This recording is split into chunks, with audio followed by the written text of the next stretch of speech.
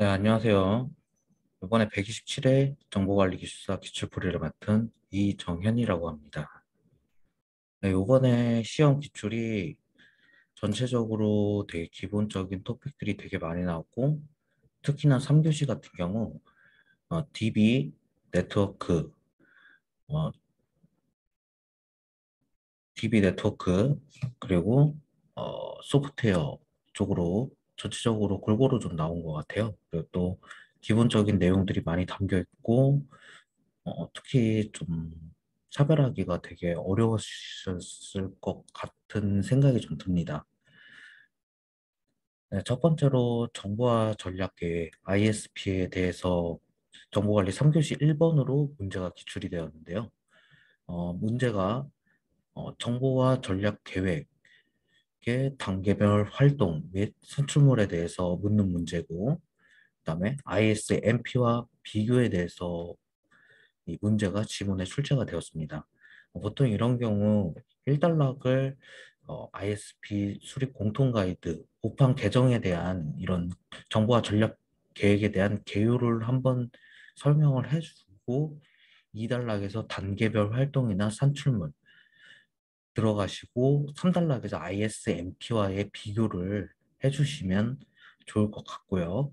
그 다음 4단락에서 실무적 견해나 또는 ISP 수립 시 고려사항 또는 플러스 알파로 자신이 가지고 있는 어, 객관적 생각과 자신의 말하고 싶은 내용을 제언으로 표현을 하면은 더 좋은 점수가 나오지 않았을까라는 생각도 들고, 그리고 또 아무래도 이게 정보관리 기술사들이 항상 하는 기본 토픽이기 때문에 솔직히 가성비가 별로 나온다는 그런 토픽은 아닌 것 같아요. 왜냐하면은 전부 다 어느 정도는 다 기본 숙지가 돼 있는 부분들이고, 그리고 또 ISMP 뭐 고전 토픽들이라 솔직히 이게 큰 만약에 정말 정확하게 쓰고 도식화가 잘 돼 있다면은 16점에서 17점 정도 나오겠지만, 아마 남들 쓰는 것처럼 쓰면은 그냥 기본적인 점수가 나오시지 않을까라는 생각이 좀 듭니다. 출제 배경을 보면은 ISP 수립 공통 가이드가 개정이 됐어요. 작년 7월 정도에 개정이 된 걸로 아는데, 이게 또 오판으로 개정이 되었고, 또 다음 달에 아마 또 이게 개정이 된다는 이야기들이 있어요. 그리고 또 요새 민간 투자형 소프트웨어 사업 활성화를 위해서 정보와 전략 계획을 어, 제외하는 방향으로 이 ISP를 수행한다고 하는데, 아마 그런 내용이 있기 때문에 이런 문제가 나오지 않았을까라는 생각이 좀 들고, 또 출제 의도를 보시면 ISP 숙지 여부 판단 또는 답과 실무적 견해를 묻는 좀 복합형 문제인 것 같아요. 왜냐하면 이게 지문이 짧기 때문에 좀 자신의 차별화하는 부분이 굉장히 많이 들어가야 된다고 이런 보이는 문제이기 때문에 좀 그 부분을 좀 고려해서 문제를 푸시면 좋은 성과가 나지 않았을까 이런 생각이 좀 들고요. 그다음에 차별화 포인트는 뭐 그냥 바로 ISP 들어가도 되지만, 어, 웬간하면 이 ISP가 언제 수행하는지 EA 단계, 그다음에 ISP 단계, 그다음에 ISMP 이런 흐름을 먼저 보여주시고, IS 오판 기준 니아에서 동시 검토하는 부분이고, 요번에 개정되면서 30일로 변경이 됐어요. 이런 부분까지 생각을 하면서 답안을 작성해 주길 원하고, 또 클라우드의 내용이 추가가 됐거든요. 이런 부분도 생각을 좀 해주셔야 됩니다. 어, 이게 ISP가 계속 지금 많이 나오고 있기 때문에 앞으로도 문제 출제가 많을 것 같아요. 그렇기 때문에 이런 부분 다 내가 가지고 갈 수는 없지만, 이런 개정에 대한 부분, 접수일로부터 30일 클라우드 도입 가능성 검토 이런 부분까지 생각을 하셔서 개요에 먼저 뿌려주시고 시작을 하시면 더 수월한 답안이 나오실 것 같아요.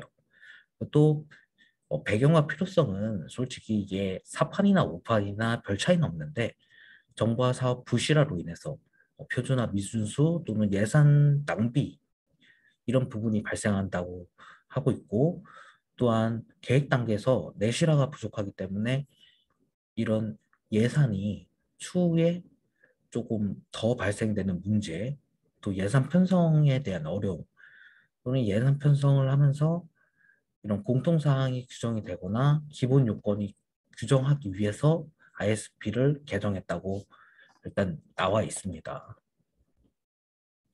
네, 정보화 전략 기본 구성 내용인데 보시면 알겠지만 저희가 지금 단계별 활동 및 산출물을 봐야 되니까 산출물은 뭐 항상 지금까지 보셨던 이런 내용 구성 내용하고 별로 차이는 없어요. 똑같아요. 환경 분석, 현안 분석, 정보화 비전 전략 수립, 목표 설계, 그다음에 통합 이행 계획 등의 부분들이 있고 암기 도움은 환영 정보기로 보통 외우시죠. 이렇게 하고 이 부분과 산출물을 연관시켜서 경영 항상 분석서, 뭐 정보 동향 분석서, 업무 현황 분석서 뭐 이런 부분들이 좀 정확히 작성되면 더 좋지 않을까. 만약에 다음에 나와도 이런 부분들은 좀 확실하게 인지를 하고 진행을 하시면 좋을 것 같습니다. 우리 또 ISMP와 ISP의 비교를 설명하는데 이게 대부분 좀 비슷비슷해요. ISMP 같은 경우는 이제 ISP에서 나온 정보화 전략을 기반으로 좀 상세화, 요구사항 상세화를 하는 게 결국 ISMP고 경영 환경 분석이나 정보화 기술 분석을 통해서 RFP를 정확하게 작성을 해주는 부분이기 때문에 보통 한 이렇게 요 정도 나오면 큰 문제가 없지 않을까. 또는 지금은 그냥 구분 없이 한 표에다가 작성을 했지만 좀 차이점을 초반에는 이런 ISP의 계획 부분이나 절차, ISMP의 절차 뭐 이런 부분으로 도식화를 먼저 시작을 해주시고 개념을 좀 더 목적을 좀 적어주시고 그 다음에 이제 이거를 상세 비교하면서 주요 활동, 프로세스, 산출물, 서비스 기대 효과 뭐 이런 식으로 작성을 해주시면 어, 채점자가 보기에도 좀 친절한 답안이 되겠죠. 네. 그런 다음에 이제 만약에 이제 기본적인 지문에 대해서 문제에 대해서 답은 거의 다 저희가 작성을 다 했어요.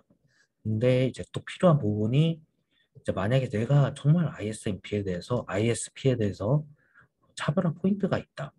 차별화할 어, 실무적 실무가 있거나 또는 나는 이것에 대해서 정말 자신 있다 하시는 분들은 뭐 구성 항목 검토 구성 항목, 사업 타당성, 실현 가능성, 규모 적성성 뭐 이런 부분들이 있죠.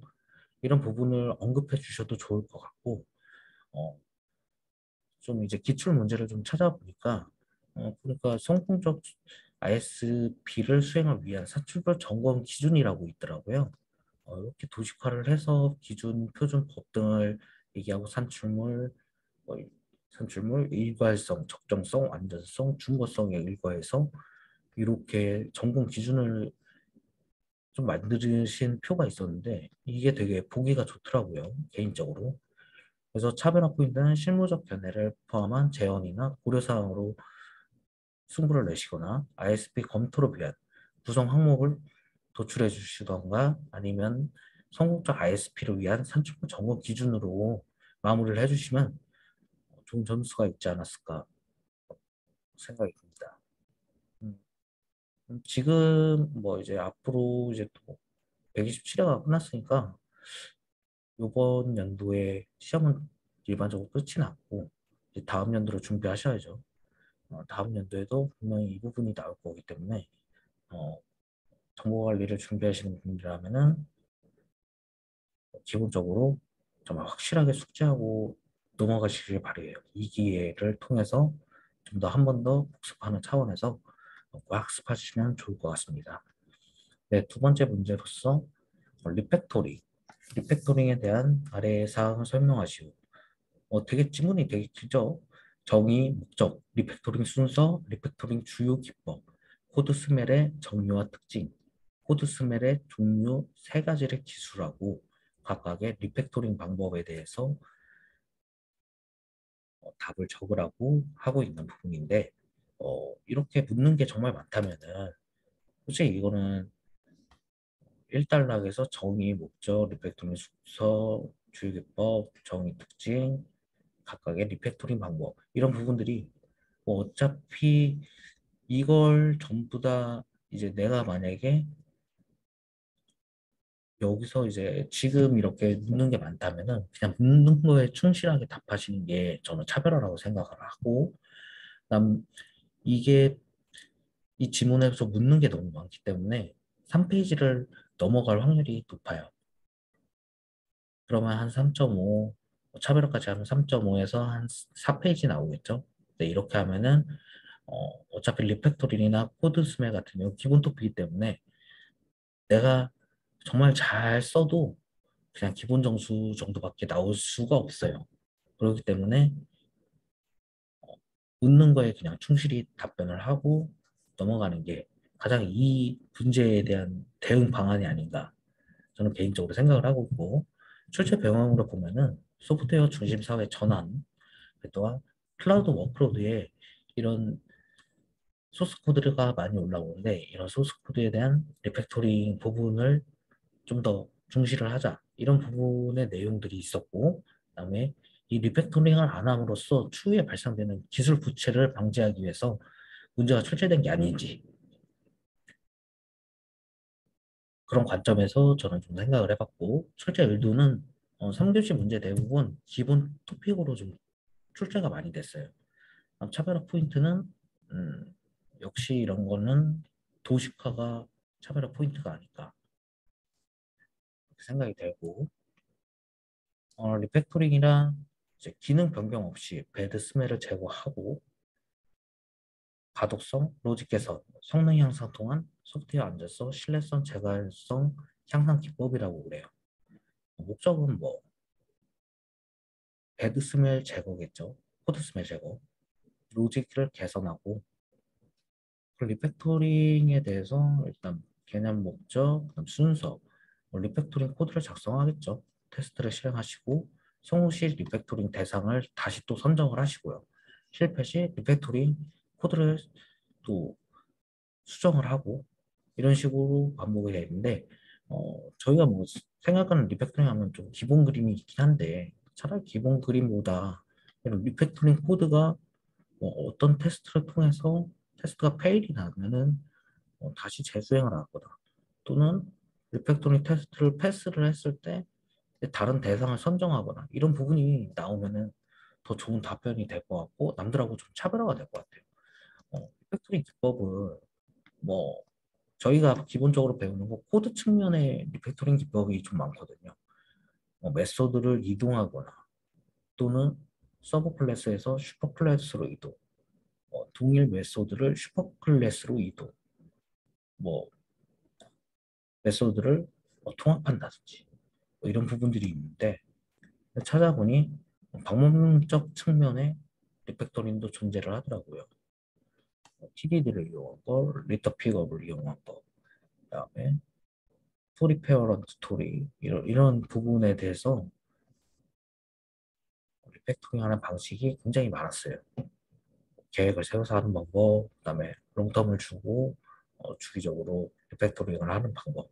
그래서 리팩토링 기법도 그냥 알고 있는 이런 것보다 조금 더 이제 일반화된 토픽이니까 또 기법을 좀 더 추가를 해서 연계하는 방법이 훨씬 더 좋지 않을까, 훨씬 더 좋은 답안이 되지 않을까 하는 생각이 좀 들고 그다음에 물어본 게 우리 코드 스멜을 물어봤죠. 불필요한 변수, 주석, 스파게티 코드 등으로 인해서 이제 코드의 품질 저하가 생기는 문제거든요. 이게 쭉 보면은 결국 코드 스멜은 이제 개발자 역량 부족 이런 부분인데 개발자 역량이 부족한 것도 있지만 또는 시간이 부족해서 개발자들이 타협을 하는 경우가 많아요. 생각 외로. 이런 부분 때문에 역량 부족 또는 사람에 의해서 발생할 수 있는 게 코드 스멜이라고 보시면 됩니다. 실질적으로 코드 스멜은 프로그램이 동작을 해요. 왜냐하면 동작 가능하도록 만들었지만 시간이 부족하고 쫓기다 보니까 코드가 난잡해지고 보기가 좀 안 좋아지는 거지 돌아가긴 해요. 근데 개발자도 왜 돌아가는지 모르는 경우도 좀 있고 문제가 많아요. 그 때문에 포즈나 미준수 이런 부분 때문에 코드 스멜이 발생을 하는 거고 코드 스멜 유형은 아래같이 어, 중복된 코드, 긴 메소드, 방대한 메소드, 과대한 매개 변수, 주석, 게으름 클래스, 스위칭 이런 부분 때문에 여러 가지 이유로 발생할 수 있는 게 결국 코드 스멜입니다.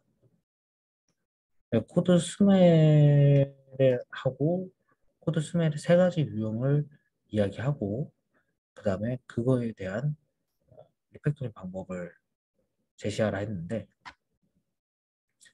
코드 스멜과 이런 리팩토링 기법을 조합하셔서 이야기를 푸셔도 좋고 그 다음에 도식화는 간단간단하게 꼭 코드로만 쓰면은 좀 가독성 좀 떨어지기 때문에 그냥 키워드와 박스로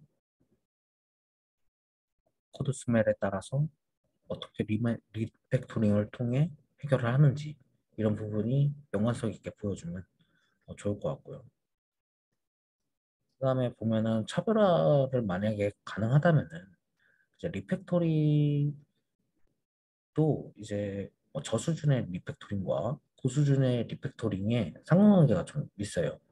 이런 고수준 같은 경우는 좀 가중치를 좀 두어서 부 메소드 같은 경우는 딜리트 클래스가 가중치가 가장 높고 이런 부분들이 있는데 결국 이 1이나 n은 회기 테스트 횟수예요. 이럴 때는 가중치가 낮으니까 한 번만 하면 되고 리다이렉트 필드 액세스 같은 경우는 좀 화면 전환이 되는 부분이고 변수도 많이 바뀌니까 이런 건 좀 자주 수행을 하고 이런 부분들이 있어요. 그렇기 때문에 이런 부분까지 고려를 해서 차별화 방안이 나오면은 그게 점수가 더 좋게 나오는 거지. 남들보다 한 뎁스 더 생각하는 게 결국 이 시험의 승부처라고 보고 있고 어렵죠. 그런 것까지 생각을 해주셔야 좋을 것 같습니다. 네, 세 번째로 이제 데이터 거버넌스에 대한 문제가 나왔어요. 근데 이게 지문을 듣다 보니 A 기업에서 비즈니스 수행 과정에서 수집된 많은 양의 빅데이터를 통합 관리하고자 한다. 데이터 관리에 대한 아래 사항을 설명하시오. 라는 부분인데 데이터 거버넌스의 개념 및 주요 기능 마스터 데이터의 개념과 필요성 마스터 데이터 관리의 구성 요소와 구축식 고려사항 이미 지문에서 물어보린 게 많기 때문에 이거는 그냥 개념, 주요 기능 나누고 그 다음에 마스터 데이터의 개념, 필요성 나누시고 가나로 1-1 가나로 나누고 마스터 데이터 관리의 주요 요소와 구축식 고려사항 이 부분도 가나 나누시고 또 여기서 이미 빅데이터라는 이야기가 나왔기 때문에 빅데이터라는 부분도 좀 언급이 좀 돼야 돼요. 빅데이터를 통합 관리하고자 했는데 데이터 거버넌스의 개념을 묻는다. 이러면 전부 다 고려해서 과기적 차원에서 문제를 좀 풀어주셔야 돼요. 그래야 어, 채점자도 채점을 할 때 이 사람은 이런 것까지 생각을 했구나. 단지 지문이 아닌 지문 속에 있는 빅데이터 부분까지 고려를 했구나. 그렇게 생각을 해서 문제를 풀면 좋을 것 같고 기업의 데이터와 중요성이 자꾸 증가하죠. 빅데이터 도입도 많아지고 결국 기준 정보가 부족하면은 품질 저하도 발생하기 때문에 이런 이슈가 있기 때문에 출제가 되지 않았나 생각이 들고 그다음에 출제 의도는 지문에 빅데이터가 나왔으니까 광의적 차원에서 문제를 풀었으면 좋겠어요. 이런 문제는 데이터 거버넌스의 개념인데 되게 많더라고요. 이제 광의적 측면에서 정책, 절차, 책임 등을 조직하고 실행하는 활동이고 협소적 측면에선 데이터 품질 보장, 프라이버시 보호, 데이터 수명 관리, 전담 조직 규정 정립, 데이터 소유권, 관리적 명확화 등을 포함한 데이터 관리가 필요한 사람 적시적으로 제공할 수 있도록 하는 활동이 이제 데이터 거버넌스죠. 근데 이제 빅데이터가 나왔으니까 빅데이터 측면도 좀 이야기를 해줘야 되겠죠. 이제 빅데이터 분석을 기업 문화로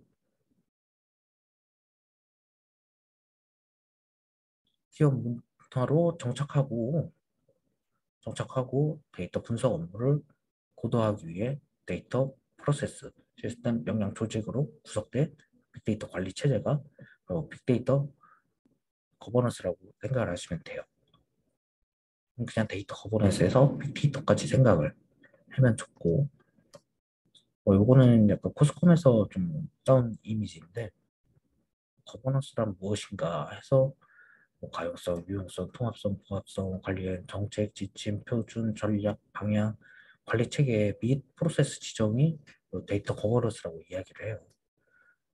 이런 그림 괜찮죠? 이렇게 표시를 하고 데이터 거버넌스 개념에 이런 그림이 좀 도식화되면은 훨씬 더 보기가 좋죠. 일단 거버넌스를 하니까 거버넌스에는 또 이런 거버넌스 그림이 들어가야죠. 네, 그런 다음에 데이터 거버넌스의 기능에 대해서 물어봤어요. 주요 기능. 근데 보니까 데이터 품질, 메타데이터, 데이터 이벤토리, 데이터 수면 관리, 데이터 액세스, 권한 부여, 데이터 통합 등 통제 기능을 포함한 데이터 관리, 데이터 품질 관리, 메타데이터 관리, 데이터 주의 관리, 데이터 보안 및 프라이버시. 이게 결국 데이터 거버넌스의 주요 기능으로 보시면 돼요. 지금 제가 이 주요 기능에 대해서 좀 찾아봤는데 어, 그나마 좀 명확한 게 코스콤에서 나온 문서가 그나마 좀 유사한 것 같더라고요. 문제하고. 네, 그러면은 이제 그 다음에 묻는 거는 이제 데이터 거버넌스를 수립을 했으니까 마스터 데이터를 이제 구축을 해야겠죠. 이제 마스터 데이터의 개념과 필요성인데, 개념은 뭐 업무 프로세스에서 공통 참조되는 정보, 전사 관점의 기준 정보를 이야기하는 거고, 기업 데이터의 일관성, 뷰를 얘기하는 거예요. 필요성으로서는 조직 정보가 뭐 하나의 예를 들어서 마스터 데이터가 조직 정보다. 근데 그 조직 정보가 다른 시스템들로 뭐 여러 가지 시스템이 있겠죠. 한 기업에. 근데 그 기업의 조직 정보가 전부 다 정확성과 일관성 없이 각각 존재하게 돼버리면은 시스템이 전부 다 꼬이거나 또는 어, 정보가 각각 다르니까 좀 일관성 문제도 많이 생기겠죠. 그렇기 때문에 이런 마스터 데이터가 필요한 거고 어, 변경 가능성이 없고 조직 전반에 공유되기 때문에 하나의 뷰를 유지하는 게 중요해요. 그렇기 때문에 어, 또 추후에 마스터 데이터를 통해서 메타데이터를 수집을 할 수 있고 빅데이터의 메타데이터로 활용하는 목적도 있기 때문에 어, 그런 의미에서 마스터 데이터가 굉장히 중요하다고 판단하고 있습니다. 왜 기준 정보가 결국에는 중요하냐면 기준 정보가 모든 데이터 품질에 영향을 주므로 이 부분은 정말 100% 관리가 필요하다는 부분이 있고 이제 마스터 데이터의 개념과 필요성을 물었고 그 다음에 마스터 데이터의 관리의 구성 요소와 구축 시 고려사항인데 마스터 데이터 관리의 구성 요소로서 어, 관리 체계 뭐 프레임워크 그 부분을 좀 거버넌스 운영 표준 IT 인프라 또는 표준 체계 표준 품질 체계 데이터 통합 IT 아키텍처 이런 부분까지 뎁스를 MEC하게 표현을 해주면 구성 요소는 작성할 수 있겠죠. 그다음에 이제 고려사항으로서 일단 마스터 데이터의 기준 정보, 컨트롤 기준 정보, 운영 기준 정보, 기준 정보에서 뭐 전사 정보에서 이렇게 기준 정보를 뭐 전사로 막 끌어가죠. 이런 부분이 좋을 것 같아요. 고려사항 선정 기준 항목을 이용해서 고려사항을 작성하는 것. 관리 범위나 대상 여부, 활용도, 중요성, 정보 획득 가능성, 데이터 정합 정확도, 보장성, 가공 여부, 지속 관리 여부 이런 부분이 좀 표현이 되면은 해당 고려사항으로 좀 괜찮지 않을지 그런 생각이 들고 네. 네 번째로 역시나 그 되게 기본 토픽이에요. 데이터베이스 옵티마이저에 대해서 묻는 문제가 나왔어요. 뭐 지문에서도 우리가 많이 풀었을 문제죠. 옵티마이저의 개념과 IBO, CBO, 그다음 옵티마이저의 적용 시 고려 사항 이런 부분이 나는데 출처 배경을 생각을 해보니까 이제 아까 데이터 거버넌스와 같이 데이터의 중요성, 복잡성이 증가를 하니까 이런 문제를 출제한 게 아닌가. 지금 확실히 요새 기업에서의 데이터의 중요성은 과거에 비교해서 엄청나게 중요하게 되고 있죠. 기업 데이터로 데이터 엔지니어, 데이터 과학자 막 이렇게 지금 세분화가 더 되고 있고 이런 정보로 정말 필요한 정보를 기업에 필요한 정보를 뽑고 있는 상황이기 때문에 더 중요해지는 것 같아요. 그다음에 출제를 들어보시면 데이터베이스의 최적화 기법의 숙지 및 기본 토픽에 대한 학습을 판단해서 이런 기본 토픽이 준비가 안 되신 분을 좀 미리 걸라고 이런 무채를 낸 게 아닌가라는 의도가 좀 보여요. 왜냐하면 기본 토픽이 준비가 안 됐다는 거는 결국 이 사람은 공부를 별로 안 한 사람이다라고 볼 수 있기 때문에 이런 부분 때문에 좀 쉽게 어, 합격자와 불합격자를 구분하는 지표를 사용하는 게 아닌가 이런 의도가 보이고 옵티마이저는 되게 일단 제가 예전에 이제 사용할 때는 이제 옵티마이저를 뭐 SQL 쿼리의 수행 효율성을 위해 사용을 하고 IBO, CBO를 사용하는 DBMS의 핵심 엔진 또는 실행 계획, 최적화 계획, 기법 이런 식으로 저는 개념을 정의를 해가지고 옵티마이저를 생각하면은 IBO, CBO 기억나고 핵심 엔진이 기억나는 이런 키워드 중심으로 개념을 좀 작성을 했었고 어, 좀 이해하기 쉽게는 결국에는 옵티마이저는 SQL 수행을 위해 최적의 처리 경로를 생성해 주는 DBMS의 핵심 엔진이 결국 옵티마이저라고 보면 됩니다. RBO하고 CBO인데 RBO는 실행 속도가 빠른 순으로 규칙을 먼저 세워놓고 우선순위가 앞서는 방법을 채택하는 것이 결국 룰베이스 옵티마이저고 그다음에 CBO는 실행 계획을 세우고 비용이 최소화 되는 실행 계획을 수행하는 방식입니다. 그렇기 때문에 비용 기반이기 때문에 어, 떻게 보면 효율성이 더 좋을 수가 있겠죠. 비용까지 판단을 하니까 어, 이제 뭐 실무 찾아보니까 이제 RBO 같은 경우는 오라클 8 이하서부터 지원을 했었고 CBO는 오라클 10 이상부터 지원을 하고 있어요. 그렇게 보면은 RBO보다 CBO가 더 효율성이나 성능이 더 좋다고 생각을 할 수도 있죠. 뭐 개념도는 우리 항상 보시던 이런 개념인데 뭐 옆에 이런 구성도처럼 이렇게 SQL 파스 옵티마이제이션, 뭐 로우 소스 제너레이션, 익스큐션 이렇게 표현하는 것보다 차라리 좀 한글로 그게 표현하는 게 개념들을 좀 남들이 봤을 때 모르는 사람이 봐도 좀 보기 편하다 이런 배려도 좀 넣어주시면 더 좋을 것 같고 비교는 알비오는 뭐 룰베이스니까 뭐 액세스 경로에 따라서 경로가 좀 지정이 되겠죠. CBO는 질의 변환이나 대안 계약, 비용 예측에 대해서 딕셔너리 통해 통계 들어가고 비용을 예측하고 계획을 생성하고 질을 변환하는 대한 계획으로 하고 규칙 기반 옵티마이저 RBO죠 RBO 그 다음에 비용 기반 옵티마이저 CBO 이런 부분에 대해서 개념부터 친절하게 기준, 인덱스, 성능, 장점, 단점, 사례 이런 식으로 표현을 해주시면 좋을 것 같아요. 지금 정리가 안 되셨더라도 어, 이 부분은 기본 토픽이기 때문에 확실히 정리를 좀 해주셨으면 좋겠어요. 옵티마이저 고려사항인데 SQL과 연산자 형태로도 좀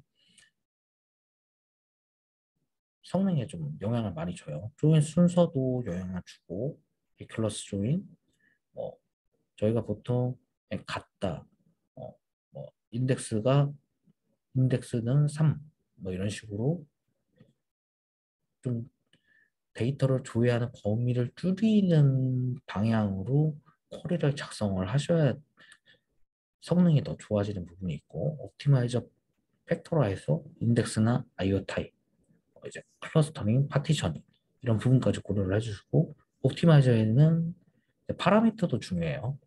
옵티마이저 모드라고 하는데 이런 부분에 실행 계획에 영향을 주고 설계 단계에서 최적화 이후에 변경을 금지하는 걸 권장하고 있어요. 이런 부분은 파라미터는.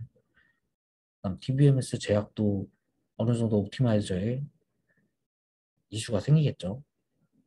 프리미엄 키, 포린 키, 체크 난널 이런 제약적 조건을 설정하여 최적화를 활용하고 이런 옵티마이저 힌트도 사용할 수 있어요. 힌트 뭐 우리가 항상 보던 저도 지금 기억이 잘 안 나는데 한 세 가지가 있던 걸로 기억을 합니다. 또한 통계 정보도 고려를 해야 된다. 이런 다양한 방향에서 고려를 해주고 답을 이끌어 나가시면 좋은 점수를 받지 않았을까라는 개인적 생각이 드네요. 5교시로 이제 SDN에 대해서 문제가 나왔어요. SDN의 제어평면의 개요 및 구조의 특징, 오픈 플로우 프로토콜 이런 부분에 대해서 물어봤는데 좀 고민을 했어요. SDN의 제어 평면의 개요 물었으니까 개요 얘기해줘야 되겠고 구조의 특징 뭐 이런 부분도 얘기하고 오픈플로우 프로토콜에 대해서 얘기했으니까 뭐 오픈플로우 이게 구성도 구성 요소 이런 거보다 차라리 프로토콜 패킷에 대해서 설명을 하거나 메시지 교환 방식에 대해서 이야기를 해줘야 더 프로토콜답지 이거를 구성도 구성 요소로 표현하는 건 조금 방어 차원이 아닌가 이런 생각이 좀 들어요.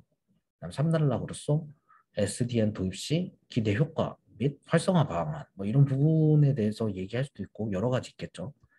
출제 배경은 요새 이런 게 내 이슈래요. 벤더 종속 탈피, 뭐 네트워크 리소스를 최적화하고 비즈니스 환경이 계속 변하니까 결국 이런 네트워크 환경도 같이 변해줘야 되거든요.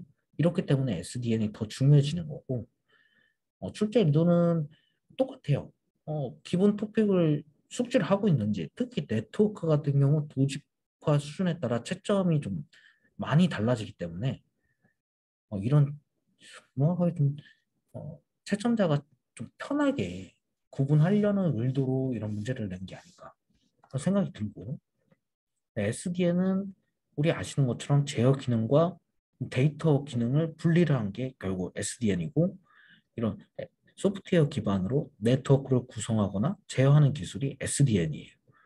오픈플로우는 코드 기능과 제어 기능 분리하고 이들과 통신을 가능케 하는 프로토콜 기술이고 SDN은 결국 SDN의 개요에서 나오는 게 인프라스트럭처 레이어나 컨트롤 레이어, 애플리케이션 레이어 이런 부분에 대해서 설명이 나오거나 이런 애플리케이션은 어떻게 지금 구성을 하고 있는지 부분이 나와줘야 일단 처음 도입이 되겠죠.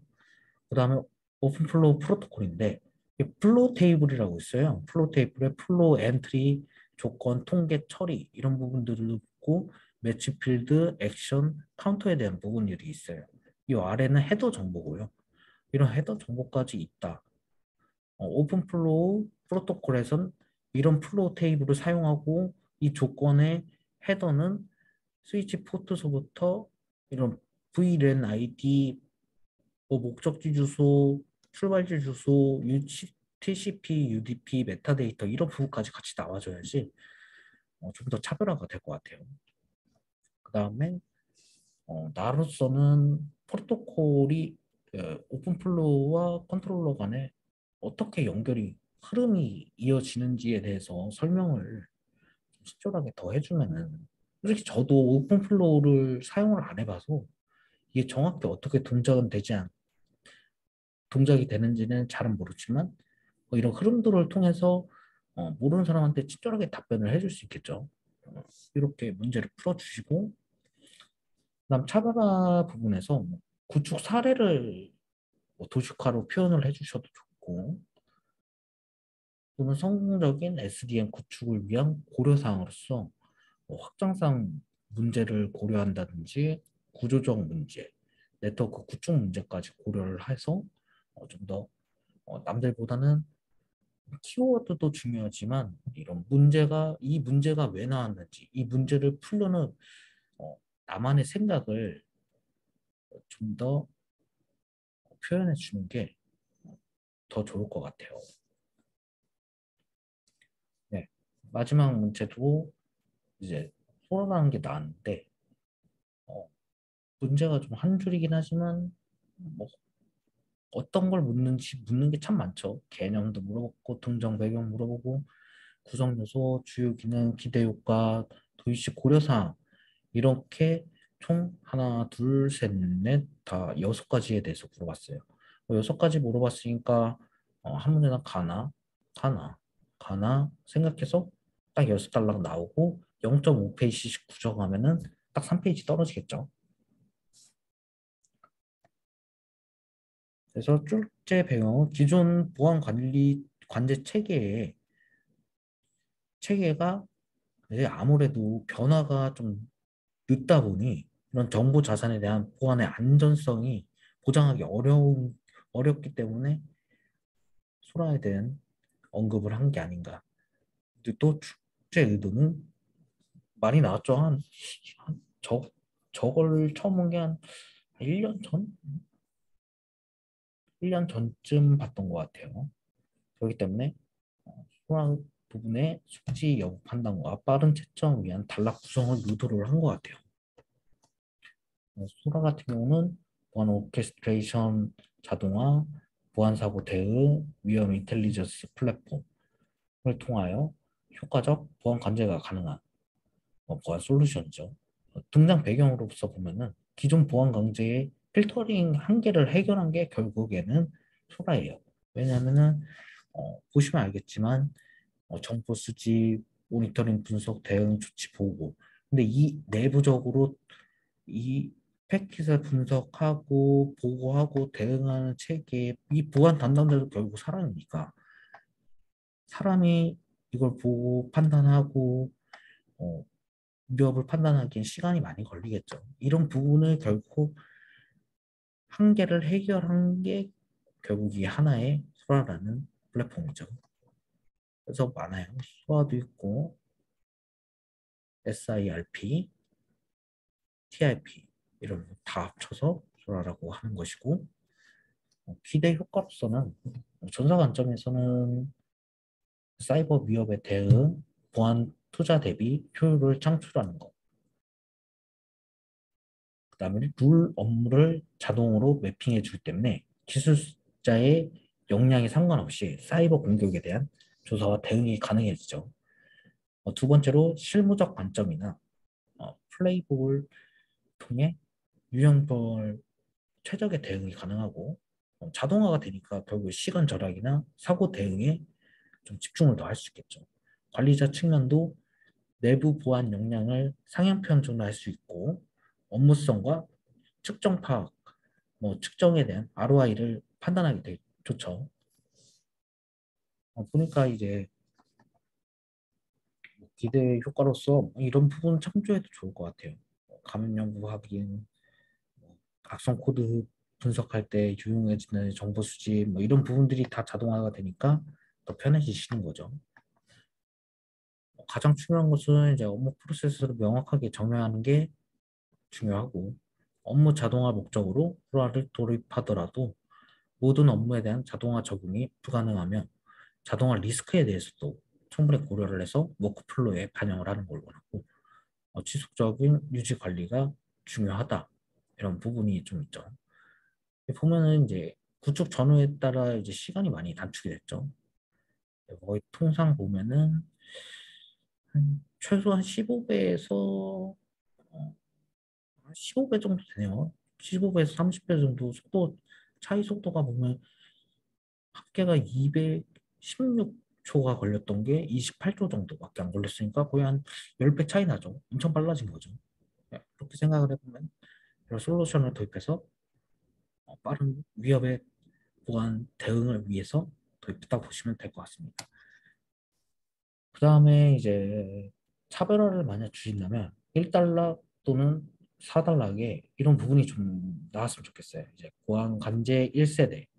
결국 수화가 이제 보안 관제에 대한 부분이니까 2세대, 2세대는 이제 ISMM이 있죠. 그런 부분. 이제 그거를 보완해서 소라가 나왔다. 이런 연관성을 보여주면서 문제를 더 풀어주시면 더 좋은 결과가 있을 것 같아요. 그리고 그렇게 푸는 게 좀 더 보기도 좋고요. 그래서 제가 마지막으로 드리고 싶은 말씀은 지금 문제가 굉장히 정보관리 기술서가 뭐 항상 어떤 문제가 나올지는 모르지만 빈출 토픽에 대해서는 기본적인 대응과 학습과 복습은 계속 이루어져야 된다고 보고 있고요. 어, 지금 만약에 준비가 안 되셨다면은 이 기회에 정리를 하셔서 내재화하는 시간을 가지셨으면 좋겠습니다. 그래야 내년도 시험에서도 좋은 결과를 받을 수 있고 결국 기술자 준비하는 게 합격의 목표이기 때문에 어, 남들 다 하면 나도 해야죠. 그런 마인드로 시험에 임하셨으면 좋겠습니다. 네, 이상으로 정보관리 기술사 3교시 기출풀이를 마치겠습니다. 감사합니다.